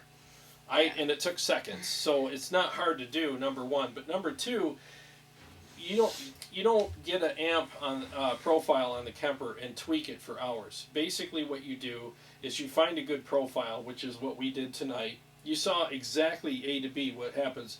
You find a good profile, and you we didn't tweak hardly anything. I mean, if anything, I might have added some noise gate and taking a little bass off. Yeah, exactly. Maybe nudge the highs, but that's probably part of that might be too because the Mesa cabs are a little more bassy. Yeah, exactly. They're pretty thunderous. But that's what makes them great. I know. So it really is very easy to use, and you don't really have to do a lot with it to make it sound good. I mean, yes, there's good and bad profiles. I mean, Chris found out, right? I mean, pretty much every, just in my opinion, gain or distorted profile that came with the Kemper, in my opinion, I would rate that a 1 or a 2. Yeah. Well, and conversely, we talked about the ear fatigue. It depends on where you were at in the ear fatigue section. So, like this one that we have here, the Diesel VH4 by Guido, that was the first profile I played because I was like, I want to try a diesel, you know? And I played it, and I was instantly like, holy crap. And to this day, that was over a year ago, it's still one of my favorites. I go back to it often when I'm doing practice sessions and I just want to have some fun and try something different. And I'll play it for hours and still love it. And it's a great profile. So I think this is a good one for you. That's just my opinion. But I'll take that one too. I mean, it's in there. Put it on. Is it on the list? It's in your Kemper already. Oh, really? Yeah, it came with it. Oh, it is, huh? Yeah, yep, it's already in there. So it's a stock profile in the Kemper. So it's Jay from Warm Chord Music, right? Yes. Jay says, doesn't the rest of EVA Under Fire have Kempers? I thought Ed and Rob both had one already. Are you guys considering going all Kemper? Correct. Those two already had a Kemper. And me being a team player, decided to get one. And then I just started cursing them when I started messing with these mother effers. Why do we have to use these stupid things? You know, I hate it. You know, so everyone in the band, the other guitar player and bass player, are going to use Kempers. They're smarter than me. They're more Kemper versed than me, but they don't have a Jarrod. Right. What up? Come on, that's right. So now I got some good tones in here, and they'll be like, hey, because those are. I wrote them down. Yeah, we wrote them down. Yours. So you got good tones, man. You're definitely gonna have. What I like about this is like. You'll probably miss your amp because it's a great amp. But I'm still going to keep it and use it. Yeah, you know? Like what I was saying earlier, Ben was like, you should make that a studio queen. Just make it your studio queen. Like that's like your baby. You keep at home and use in the studio and this and that, you know, and that it doesn't have to get destroyed on the road. Right. You know, because you have fun finding another one of those, right? And you know what's funny, right, is it's a specific year that was made by, you know, whatever his name, Mark Sampson, and they still make Bad Cats now, and the other guy in the band bought one, but he'll tell you it's just not the same thing. Wow. And so this is like, you know, I have like the period that when they were at their top, you know what I mean? And we've A-B'd it against other Bad Cats, and this one crushes it. Wow. So it does sound really good. When we had it up in the living room, we slammed it with an overdrive, man. I was like, holy crap, that thing sounds good. Yep. It sounds really, really good. You know, and also with the Kemper, obviously it's a profiler, so maybe Jay, putting you on the spot here, since you profile amps, maybe you can hook a brother up and profile his amp for him at your studio. Right, give me a good profile of the Hot Cat. Yeah, make that happen, so maybe you can add that to your little wheel of favorites, you know, and you know about the favorites folder, right? I do. I have some stuff in there right now, and all of it's kind of meh. I do have a PRS Archon in there that I do kind of like. Well, that's okay. It's probably the best one I have. Okay. But this matchless one crushes it. Wow. Like me and a large pizza. Yeah. Yeah, right. Well, that's great. I'm glad. So what we did is we accomplished the fact that do you still hate the Kemper? I don't hate it. I like it a lot more. So now my only worry is when I get this home and get these profiles, am I going to get close to what I'm getting here? I think you are. I really do. I think that you are. And well, your amp is down here, so. Yeah, and you can A/B it with your amp. Yeah. Right, which we did. Yeah. And I'm just, you know, like, it's like, I'm here, this matchless sounds incredible. I know this is going to be the one I want to start with. Do it. Yeah. Well, that's good news. And now I'm like, when I get home and I use it with the Kemper power section instead of your magical tube one. Yeah. Is it going to sound close to as good, you know? I'm pretty sure that... I haven't lined them up next to each other, but I'd like to think that it's going to be hopefully negligible between the two. The other thing too that's a positive for me is when you were getting comments when we were using that amp and people said it was sounding really good. Yeah. So and they're getting a feed, you know, something like the front of house would get or something. So I feel like I have faith. Well, and the thing is a lot of the people that watch our channel too. I mean, I trust their opinions. Like I got people that I talk to regularly that are also subscribers, and I always just tell them, hey, if something sounds like crap, tell me, because I want to know. Like, and they'll text me and say, oh, dude, it sounds, something's wrong, but I don't have any text messages from anybody. Yeah, so I mean, I'm definitely feeling a lot better. I'm feeling hopeful and excited. Good. Good. Well, that was our goal. You promised me hope and change, and you delivered. Nice. You see what I did there? Okay. I'm glad I didn't deliver dope and strange. Well, if you guys have any questions for Jarrod while we're here for the next couple of minutes, go ahead and throw it in the comments. Yeah, go ahead. Seems like we have done our job for the night. If you want, we can go back. Let's go back to the one I like the best. We'll play it for like 5 seconds. Yeah. Go back to that.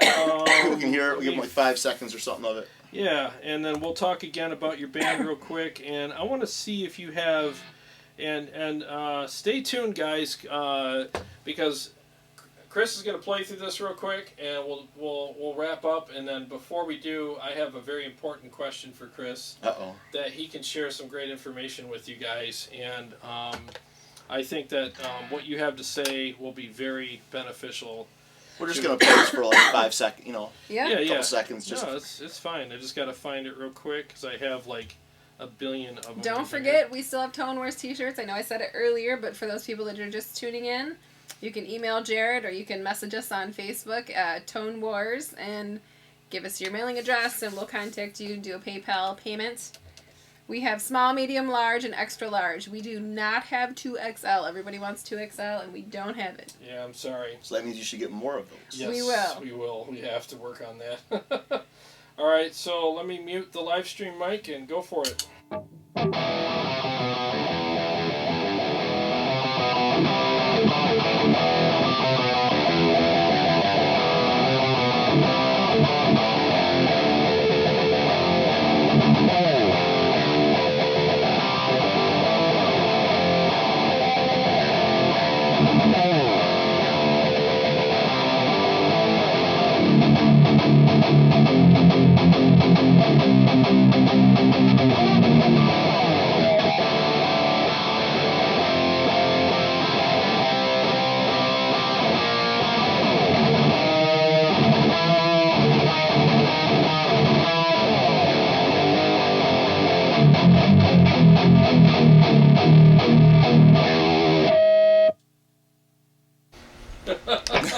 I didn't put the gate on like I did before, but yeah, that's the one. You still love it? I'm still loving it. Love it. What power amp is being used? Dave Fargo wants to know. For the Kemper, the power amp I'm using is the Sin 5050, which is a 6L6 powered tube amp. It's a rack space, a rack mount kind of amp. So what you're saying is if I have to get rid of my Kemper and get an unpowered one, I could get one of those. Exactly. Yeah. Now, do they make unpowered rack Kempers? Yes. As a brand ambassador, I expect you to know these people. So I can get an unpowered rack Kemper, and I can get this Synergy 5050. And you're done, and it's all in the same rack as all your other stuff. Yeah, so how do I gotta figure out how I make this happen. Hey man, you're a big rock star now. Helix Banana wants us to name the you profile. You can probably call somebody. Yeah, I'm gonna call you. Hey, I'm really thinking. I mean, I do want to get these profiles we talked about, put them on my Kemper, and hear it. Sure. And then if I'm not in love like I am down here, I'm just gonna have to use everyone's favorite site, Reverb. There you go. Sell my Kemper, get the unpowered rack one, and get the Synergy 5050. That's why I bought the unpowered, because when I was at Sweetwater last year and I bought this one, they were like, "You want powered or unpowered?" And I was like, "Give me unpowered because I want to pick my own power section." Right. Because I might someday want to go powered and get like a tube power amp. And I don't know what the power section is like on the Kemper. I've heard great things about it. I've heard people say that it sounds fantastic. Right. But I'm an options guy. I never want to be stuck in a corner with something. I always want to be like, I want to pick things a la carte, and be able to do that. So that's why I did that. Is there a difference? How much of a difference is there? I honestly couldn't tell you. I'm definitely gonna, obviously, I'll let you know. We'll find out. We're gonna find out. Yeah. And it's good to know that worst case I can do this because it'll still be in a rack. I'll just take up another space in the rack. Exactly. Yeah, and it's about 25 pounds. Name the profile again. Yeah. The one that he likes. This is the LRS, which is Live Ready Sound, Matchbox JP MV3006. It's the matchless profile that Tim made from Live Ready Sound, and it is really freaking good. It's very good. I mean, Chris, how long have you owned your amp? Oh wow, I probably got that 5 years ago. Okay, so you're very familiar with all the idiosyncrasies, how it feels, how it sounds, the quirks, the good stuff, whatever, and you're already, loving this. Yep. And so that says a lot. And Chris is an accomplished musician. He plays on stages, all different sizes, crowds, all different sizes, tours all over the country. So, and, they just signed a major record deal, and they will be pretty much a household name next year. Well, yeah, I hope so. Yeah, we'll see. Yeah, I mean, you got 125,000 people on your Facebook page, so, I mean, you're not like, you're not like me, just a local smoker.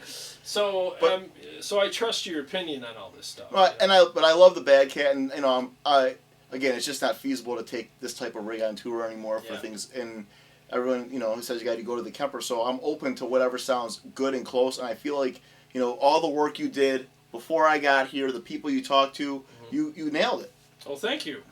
Well, I appreciate it. That's what we're trying to do. I love to see people happy when they come on the show, and I want you guys to glean from it as well. That's right. And so if there's other people out there struggling, and that's why I came up with this idea when I was talking to Jeff initially. I'm like, let's bring you on, and let's have all of us learn together and see what the process is like. Let's see how hard or how easy it is. And yes, there is some homework involved. I do some homework, but I do that because the Kemper doesn't have Bad Cat profiles in it, so I have to go find them. It's funny, we went with the matchless profile, which is, if you know about the company, this is same thing. Pretty much what it's saying. But yeah. And that's the thing, when I was talking to Tim, I'm like, you got any Bad Cat profiles? He goes, well, it's matchless, same thing. The guy knows, he gave me the big history. Yeah. He's like the encyclopedia of amps. So I'm like, when I was a little kid, I remember seeing certain bands use the Bad Cat mattress thing, and they look real similar. They got the light up logo and all that stuff, and so I always thought it'd be cool to get. And then of course I learned about the amp because I would get how people like a Kemper nerd. I'm like a Bad Cat nerd. Yeah, I just love the amps, the company. You know what I mean? Exactly. And and it's cool. I don't know.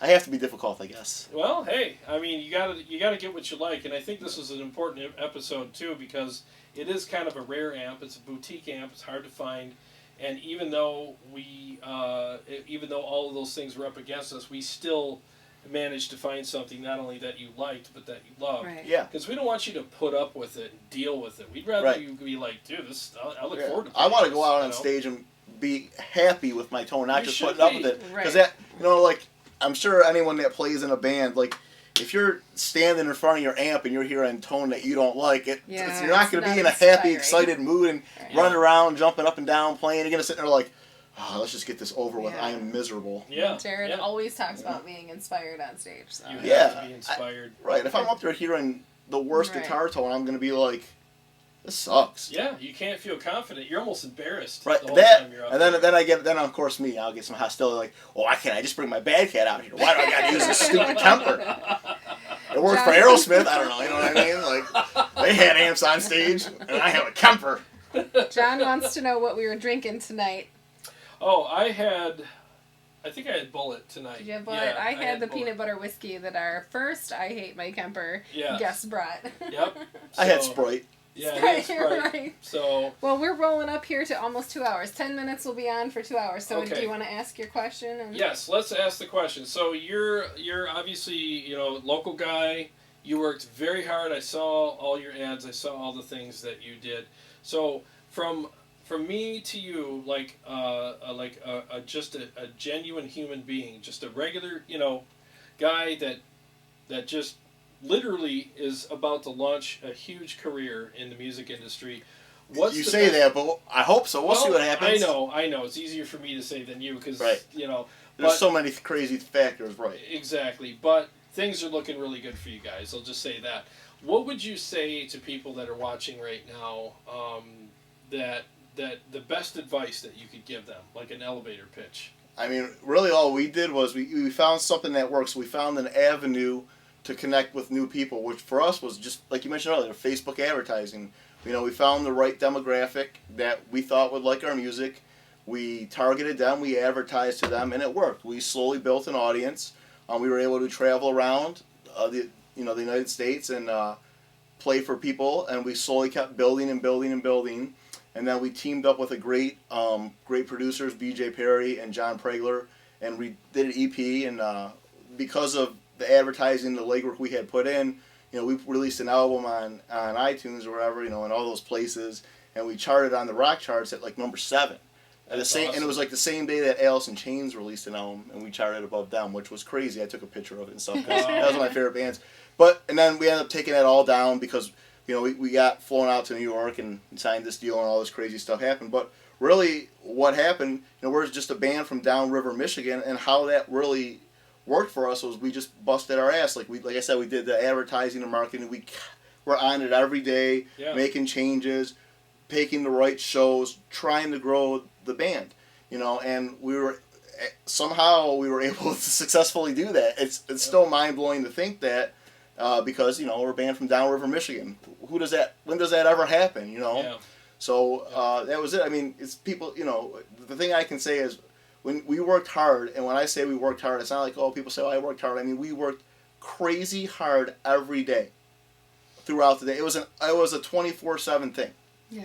And it wasn't, and correct me if I'm wrong, but it wasn't, you worked hard going out doing pay-to-play shows and crappy bar band shows. Nope. And we would not do those, no. Those pay-to-play shows are here, I got a handful of tickets you got to go sell. Look, you want us to play a show, you got to give us a guarantee. We're going to take the ticket link or whatever you have, we'll put it on our Facebook, we'll advertise it. We want to promote shows because you want people to go. Sure. But, as a band, you shouldn't be paying to play somewhere. That's like paying to go to work. Right. Why would you do that? Exactly. That makes no sense. And people are going to say, "Oh, it's worth this publicity," or "It's worth this." It's not worth its exposure. That ain't true. They're just lying to you to get you to work for free.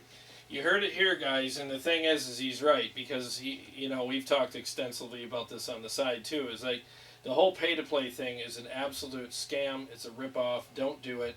It doesn't ever get you anywhere. The only people it benefits are the promoters that scam you into doing it, and the bands that may or may not know about it that you're selling tickets for. Yep. And frankly, if those bands can't sell tickets, then they shouldn't be on tour. Number one. And if they need a bunch of people to sell tickets for them, then that's just wrong. It shouldn't be that way. And use social media, use Facebook, use YouTube, use all those avenues to get your band out there, because you'll reach more people on Facebook and other social media outlets than you would grinding the tour, getting on a bus, a tour bus or a van, and traveling around to dive bars everywhere and trying to build up an audience. That's the hard way. The funny thing about that, though, is so we did both, essentially. Once we had advertised for a while, then we got in the van and trailer and went out to all these little shitty dive bars and stuff. But people actually came out to see us there. Right. So then we got money for playing there, and then we would sell merch, and it was actually a lot of fun. Those were we actually had a lot of fun times doing that. But we did it a different way. But not here. Come play this show with Trapped and sell 50 tickets. It's like, well, why would we want to do that? Exactly. What am I getting out of this? You're not getting anything out of it. You're working for free and you're paying to work, basically. And number one. And number two, so what you guys did is you created a need out there for people to want to come see you. Yeah, we created. Yeah, exactly. We a desire. A desire. There was an interest for us to go play places, and then we went there and had fun. So that's what they did. They created a desire for them to come to the club, and people were waiting for them. It wasn't a crapshoot where it's like, well, let's go play Bob's Bar out in Charlottesville, and hopefully there'll be some people there. Right. And there's the wait staff really loved us. A lot of bands. It depends also what you want to do. Like if you just want to get together with your friends and go play at the corner bar because you just want to have some fun, there's absolutely nothing wrong with that. Nope. But if you're taking shows like some of these shows that bands take because you're trying to grow your band and you think it's going to help you, you're just really getting taken advantage of. Yes. By scummy promoters. Yep, that's all you're getting. So we've had talks about this before, and I just wanted you guys to hear it from a guy who's a local guy, regular guy, who worked his butt off and did it right, who made it, and we wanted to pass that information on to you guys. There wasn't some magical moment where you guys came off stage and Mr. Big was waiting for you in his limo. No, the only reason we even are getting a shot, or we got a shot, or whatever's going on, whatever you want to say it, is because we worked really hard, and we were out there doing it. Like, we were, at the time, we had sales of songs, streams of songs, all these things that were better than bands that were on a label that were already signed and doing stuff. So the label took, obviously a label would take notice of something like it. Like, well, who is this band out here doing this by themselves? Right. Exactly. They're already, doing something, Now, so it wasn't like we were millionaires or doing something crazy like that. But, Sure. It's like the bar, it was like, we were able to make some waves on our own from hard work, and... Can you give an idea of the type of demographic info you researched and used for the ads? Absolutely. So, and what the budget was, like how much. Okay, so your budget can be whatever works for you. What we did was, we're a female-fronted rock band, so I looked up any type of bands that would correlate to what we did, with what the message of the song was. So I would look up, like, what other things could relate to that, whether it's a movie, a book, a nonprofit foundation, magazine, anything. Wow, so, you dug deep. Yeah, exactly. Yeah, so I compile all these things because not everything I would look up would be able to be used as a target, and then I compiled an ad, and we started out I think we started out with like a $10,000 budget, which sounds crazy, but what was a blessing for us was we played a hometown EP release show, which was our show, and we made the bulk of that money from the show. Yeah. And we were going to use the money to buy, like, I think it was like a van and a trailer or something. Yeah. Okay. And then we just said, forget it, we'll just use it all for advertising. So once you start investing the money, it takes, because we distributed through TuneCore at the time, it takes 8 weeks to start seeing your money back. You know what I'm saying? So if someone buys something today, it takes 8 weeks, to get the money back. So we would start seeing the money come back, and we just reinvested. And as we reinvested, we were growing an audience. So now to go play places, we were able to get a better guarantee. So now we're getting more money to go play somewhere, and people were actually coming to see us, and they would buy merch. So not every show was amazing, but there was times because we talk about this now, we go out of town somewhere and play, and 20 people would show up to see us, right? Which isn't amazing, but you think about, so there's 20 people there, and they would all spend a ridiculous amount of money on merch. So now we got whatever our guarantee was, plus all that money for merch, because they were all buying stuff. So, and even on those shows that weren't a huge turnout out of state, we still came back positive. Yeah. So basically, once we did the initial investment, everything kept compounding and growing and growing and growing, because it wasn't just all of a sudden we were getting Facebook likes. Now all of a sudden we were selling music on iTunes and Google Play, Spotify numbers were going up. People were coming out to shows and buying merch. So it was just, keep growing. And it's basically the way I used say it before was like, it's like McDonald's to me isn't the best burger, but they sell them the most because they're advertising. Everyone knows that because of their advertising. Yep. Yeah. So it's like, if you have a band out there and you think you're good and you believe in your product, you invest some money into some videos, and our videos weren't even that good. They were just something we could have a friend do, you know what I mean? And we put money into advertising them because we believed in them, and we saw it working, and we kept going. And I think a lot of bands forget that. They forget the part where there's a business aspect to it. And, going out and doing it the old-fashioned way where you do the grind and you go to this club and that club and you book all these shows, and it might feel like you guys are being successful because you're playing all these shows, but at the end of the day, if you're coming back with no money in your pocket and no, more opportunities to grow and have a real career in this, then you're doing it wrong. I mean, the social media aspect is definitely the best way. It's, in my opinion, the biggest way, because I saw you guys do it. Yeah, besides that, because, I love playing shows. That's my absolute favorite part of playing in a band, is going on stage and playing. Yeah. But through this whole process, the quality of show that we got was better. So now we're playing as direct support or supporting national acts. And by the way, we would get paid to go play those shows. We didn't play them for free. We didn't have to buy on or sell tickets. And we want you to come play with whoever it was, and then they would pay us. Yep. And then we could sell merch too. So, and the other thing about social media, man, when the label was initially interested in us, they had a team of people audit our social media. Because a lot of people will buy fake likes, fake views, fake comments, all this stuff, and they have a team of people who can see right through that. Yep. So they had, you know, they go through and audit all that, but to them, social media is huge. Yeah, and they gave you guys a really good score. I remember you telling me that they scored you guys very well. They did. They gave us a B+. That's awesome for a guy doing it himself. For doing it ourselves, and they had a team of people going through it. You know what I mean? Yeah. I was like, uh-oh. Yeah, but they gave you a good score, number one. And they could tell it was real. You know, there was, you know, because once you do it, you know, I'm sure if there's people watching who do social media stuff for a living, there's a lot of things that give away when something's fake. Yeah, exactly. You know, and you can tell too by how many likes somebody has on their page if they're real or not, because whenever they post something, if there's like 3 people that like it, but there's 60,000 people, it's like, it's wrong, it's fake. Right, you know? and you know, so there's a lot of factors, but yeah, that's it. But if you think about it, how easy it is to get a decent quality recording. You can put it up on Facebook. If you target the right people, you have a giant audience who's made for what you're doing right at your fingertips. Mm-hmm. Exactly. And everyone's on their phones. Yeah, exactly. You know? It's the best way to look at it, you know. I mean, and I'll wrap it up by saying this, record companies, from what we've discussed, are not looking for bands that they got to reach way down to pull up to where they need to be.